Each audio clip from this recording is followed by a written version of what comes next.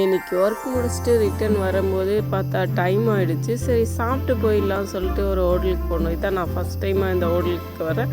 அந்த வெயில் இருக்கிற ஹோட்டல் தான், இது கொஞ்சம் நியூவாக ஓப்பன் பண்ணியிருந்தாங்க. பட் உள்ளே போனால் ஓரளவுக்கு ஓகே, எல்லாமே பெட்டராக இருந்துச்சு. அப்புறமா நானும் அவரும் என்ன பண்ணோம், சரி அவர் ஃப்ளைன் தோசை போதும் அப்படி சொல்லிட்டு சொல்லியிருந்தார்.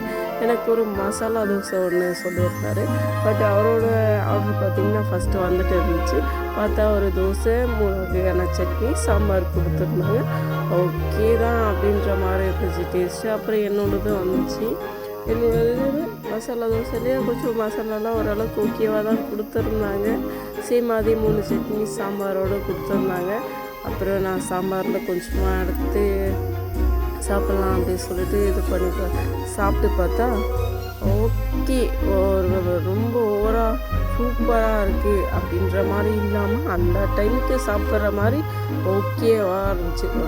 ஒரு வழியாக சாப்பிட்டு முடிச்சுட்டு சரி ஐஸ்கிரீம் சாப்பிட்லன்னா, அதுவும் அந்த டைமில் ஐஸ்கிரீம் சாப்பிட்லன்னா எப்பட்றா அப்படின்னு சொல்லிட்டு கேட்டு ஒரு ஐஸ்கிரீமும் வாங்கிட்டு வந்துட்டேன். அப்புறம் பார்த்தா அங்கே நிறைய இந்த தேன் நெல்லிக்காயெலாம் இருந்துச்சு.